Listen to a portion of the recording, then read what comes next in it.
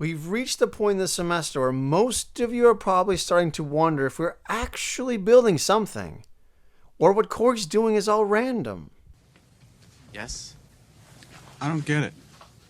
I promise you, there's a plan. We're building something real. But first, we had to get a strong foundation in marketing before we start with products, pricing, $5,000. promotions, Check it out.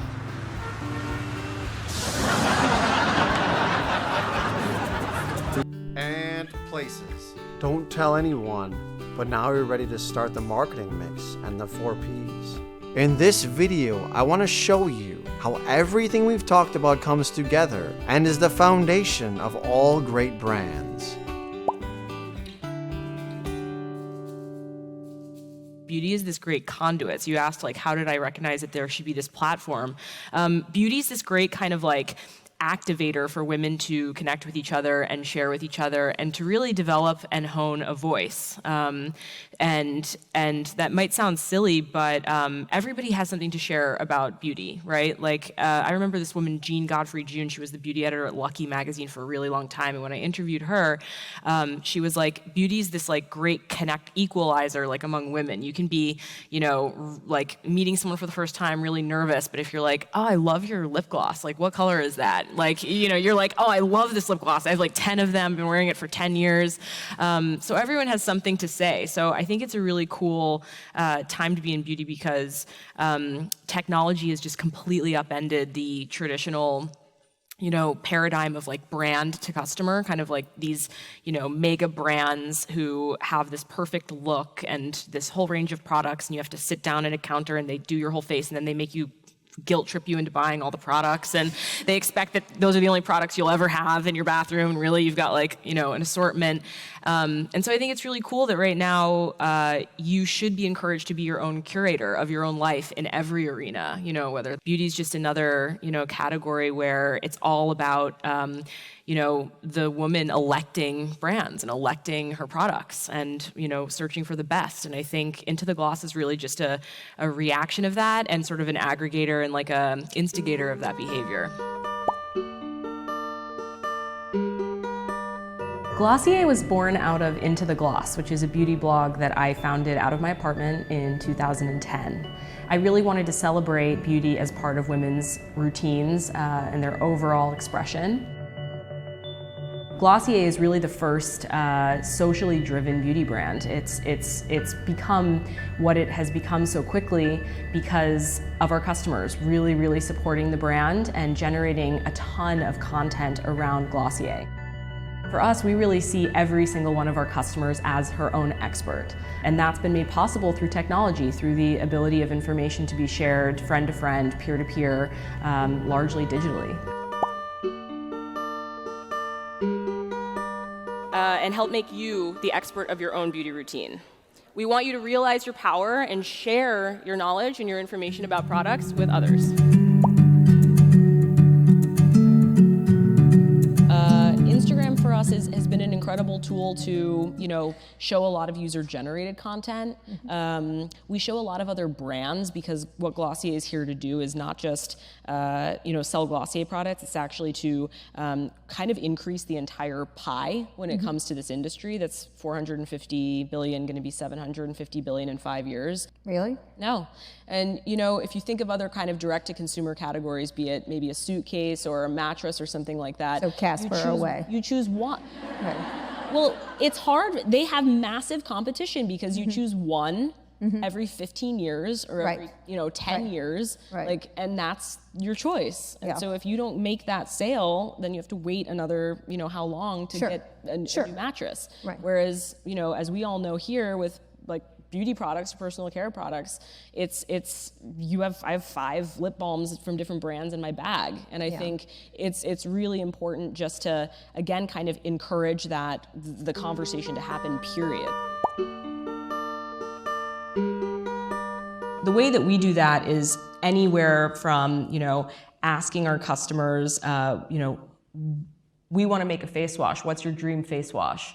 and having thousands of comments and learning about what ingredients they want, what they don't want, who would play it in a movie. People actually answered that question. They said Eddie Redmayne would play my dream face wash, Julianne Moore would play it, Emma Stone. I'm like, well, thank you, first of all, for answering the question.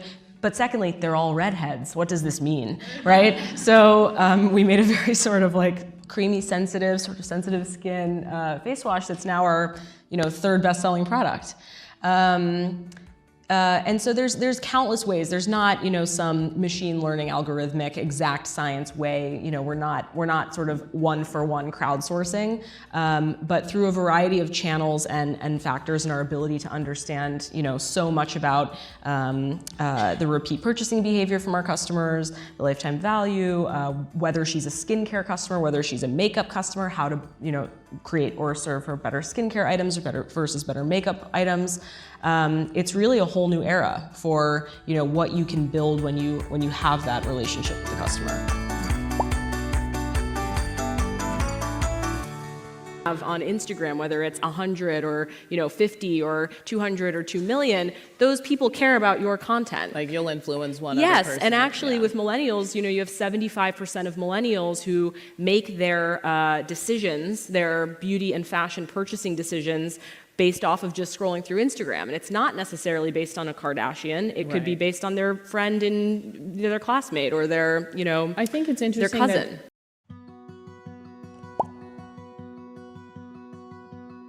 What's interesting about this is they are a direct-to-consumer company that only sells online. High-involvement purchases usually take place in person at places like the Apple Store. Glossier has been able to use Instagram and YouTube as well, if not better than anybody. A person can be scrolling through Instagram and see posts from their friends or favorite influencers with Glossier, the perfect trigger. Then when they do decide to purchase a product, they don't need to visit a store. The amount of user-generated content on Instagram and YouTube about Glossier is endless.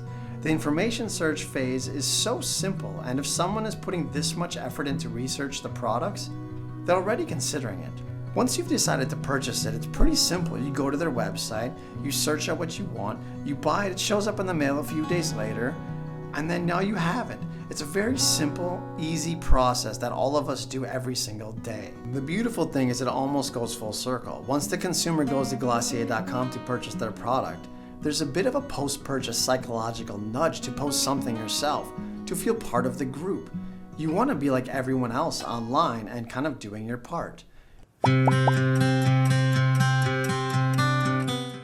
We really think about speaking to a psychographic and not a demographic. So people often say, who's your target audience? And a lot of people actually assume we're defined as a millennial brand. We happen to be a millennial brand because we're catering to two things. We're catering to a girl who wants to take ownership of her beauty routine and someone who wants to share it with her friends. That, in fact, isn't only targeted at millennials, and we found that only 2/3 of our customers are millennials. So every time we approach something, we think, what are the behaviors we're trying to address, rather than the specific girl, woman, man that we're trying to sell to. So for Glossier, I think the gap is very hard to explain. I remember the idea for Glossier first came about and everyone said, well, where's the hole in the market? And that's a very venture capital kind of question. And I'm not a venture capital kind of person. I'm an art person. And I always said, I don't know, I just really think there should be a beauty brand whose sweatshirt you want to wear as part of your outfit, because it stands for it stands for something bigger than just products you put on your face in the morning. It's more of a lifestyle. And I think what that ended up kind of translating to is there hadn't really ever been a beauty brand that has been built in conjunction with its community before. Most beauty brands are very dictatorial. The ones I grew up with, I grew up having brands tell me that I needed an expert to tell me about my face. I couldn't figure it out on my own. But as you guys all know, if you want to know how to do a smoky black cat eye, you can go on YouTube and figure that out pretty fast. So you don't really need to talk to an expert. And I think that idea of creating a brand digital first for beauty that really invites women in and to participate in the creation of the company and also to become her own expert is something that is something very empowering, something that we were really excited to bring into the world. This video came out later than normal videos, Normally when I make a video, I usually focus on a specific topic, but on this video I was thinking about the classroom and what we do. And in the classrooms, we always review things and we talk about how everything sort of flows and comes together with a meaning. In this video I want to do something a little bit more different or something special. I decided that I wanted you to hear from the experts themselves and hear how they talk about their companies and actually how it connects to everything we've talked about, and how they, inside of their companies that are super successful, they're actually building a marketing plan just like we do in our class. All right, that's it. I think that's a wrap. Thank you so much. Thank you. Oh my